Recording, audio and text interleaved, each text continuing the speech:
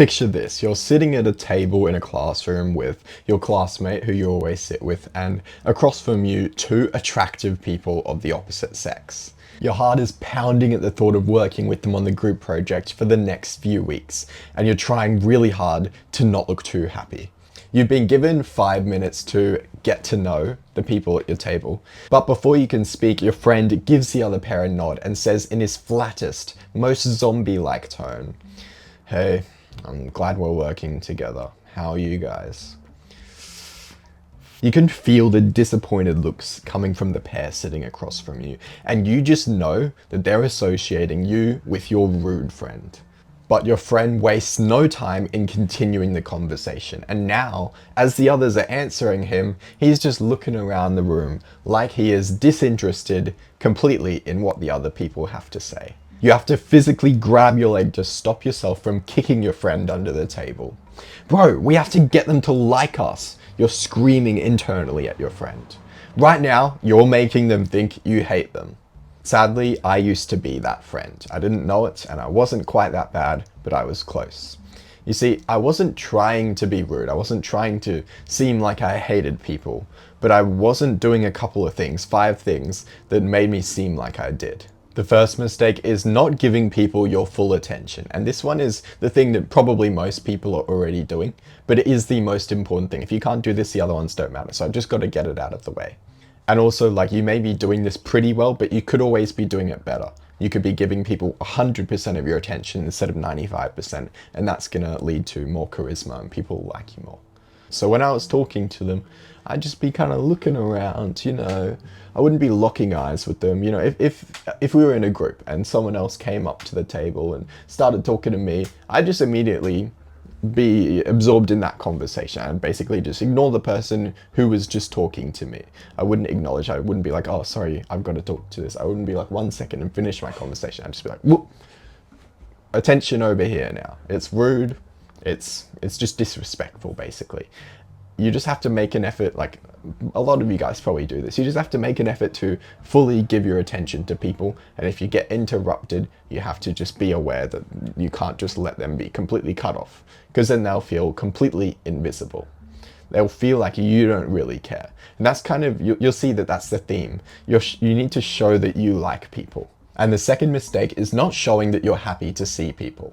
So you guys may not know this because I'm obviously so charismatic right now, but I used to have a terrible zombie face. So I don't know why, to be honest, but whenever I was in conversations, and you'll see this with the next number 3 mistake as well, whenever I was in conversations or whenever I was seeing people, I would just be like, "Oh, hey, how's it going?" My face would not move. I was like so stoic and everything. What it actually looked like was I didn't look that happy to see people. And so when someone saw me and they're like, "Oh, hey, Ivor," I'd be like, "Oh, hey." And I'd be like, "Hey, good to see you." I'd say that with my words. I'd be like, "Hey, it's so good to see you." Not quite to that extent, but you know, like what you show with your face is just as important as what you say with your words. If it doesn't match, people trust the face because it's harder to lie with your face than with your words. So make sure when you see people, you look happy to see them, if you are happy to see them. And I mean, even if you're not, just be polite. And again, an obvious thing that you should do, like obviously you should be happy to see people, but the better you can do it, the more charismatic you'll be, and the more people will like you because they'll think that you like them more. So be more happy, show more facial expression, wave more, all that stuff. It's not just like some people aren't happy to see you and some people are. It's like, no. The most charismatic people you know are probably also the most excited to see you. Third mistake is asking too many questions without showing enough interest. So when you don't show enough interest, which I'll explain, it comes across as like, "Oh, this guy's asking way too many questions. Like, what is he talking about? You know, like, shut up." And the reason that happens is not because you're actually asking too many questions. It's because you're not asking them well. And so you might be saying like, "Well, this is what I used to do anyway." I'd have my zombie face, and so I'd be like, "Oh, really? Like you did this? You're studying physiotherapy? How interesting. Like, how many years is that?" It looks like I just don't care at all, right? And if someone says something and you're just like, "Oh, cool," you know, instead of being like, "Oh, wow, really? That's so interesting. I've never thought of that," or something like that, it comes across as you're just making conversation. You're not actually interested in what they're saying.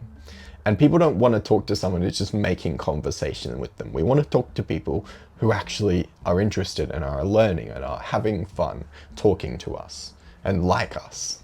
So there's no need to be some master manipulator and just fake it all the time and be like, wow, I'm so happy to see you. I'm so interested. I love you so much. You don't need to go that extreme, especially if you don't actually like love them, right? You just match your actual interest in them with how much you're showing that, rather than the showing it being way down here. And if you feel like you are matching it already, like, you know, you feel like saying like, oh wow, that's so interesting, would be kind of fake.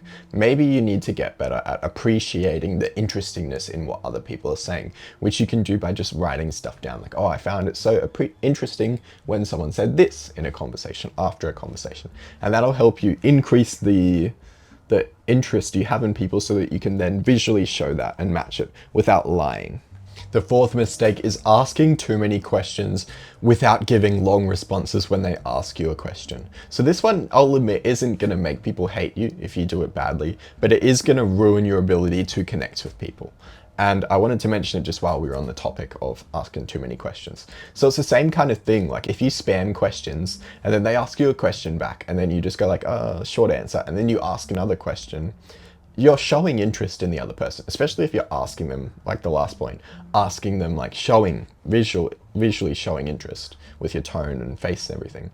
You might be doing that. So you're showing interest, but because you're not answering their questions, like, first of all, if they actually wanted to know the answer when they asked you a question, they're going to be a bit annoyed if you give a really short answer and just go back to asking them questions.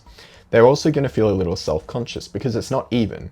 And also, it feels like you're hiding something.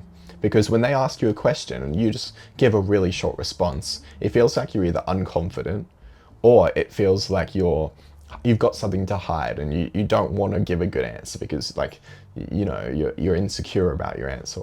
And basically that prevents you from connecting with the person. And it also just, you just come across as this like mysterious person, but not in a good way. The reason I say this one is there's a lot of advice out there, and good advice, mind you, saying like you need to ask more questions. Yes, ask more questions, but if you get asked a question, you need to actually give a good answer and a vulnerable answer that reflects actually who you are. Because not everything is just asking questions, especially if you get asked a question.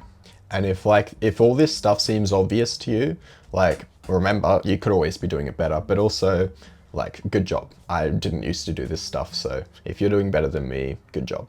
And the fifth and last mistake is not talking to people enough.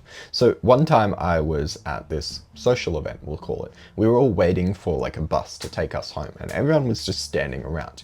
And there was this girl who I was interested in, and I wanted to talk to her.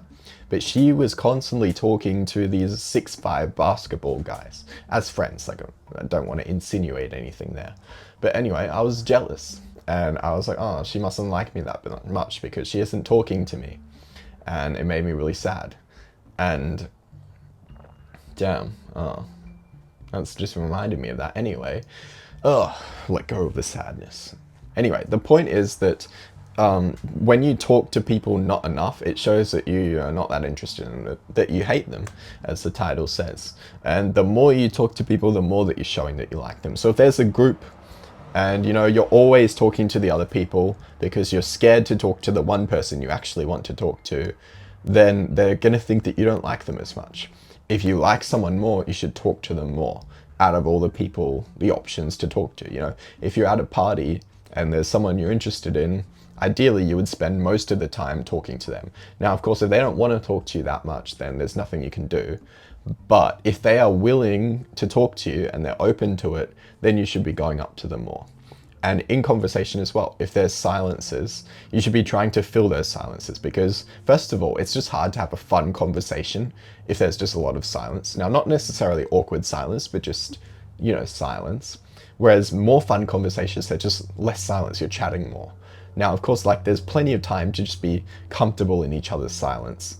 But I would say, like, there's a time and a place for that. And generally, like, the problem for me was that there was just too much silence in every conversation.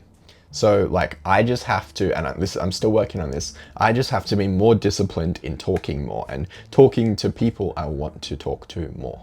And the reason I didn't or don't is because like I'm more scared to talk to that person. I'm more scared to talk to people because I'm like, oh, what if they don't like this? My standards, my filter is too strong, and so I avoid talking basically so that I can not ruin stuff, so it can not go badly. But really, you're not ruining things, but you kind of are ruining things by not talking. So remember that, and that should help you. Like if you're saying stuff in like a genuine, interested way, it doesn't really matter what you say. Within reason, of course. So those are the 5 mistakes you may be making that will make people think you hate them or don't like them, and that will stop you from connecting with people. But if you can get really good at each of those 5 things, you're not just going to become like an average communicator. People are going to think you really like them, and as a result, you'll be their favorite person to talk to. They'll start really liking you. So I hope this helps, and if you want some confidence to help with some of these tips, I've got a video on that over there. So I hope this helped. Have a great day.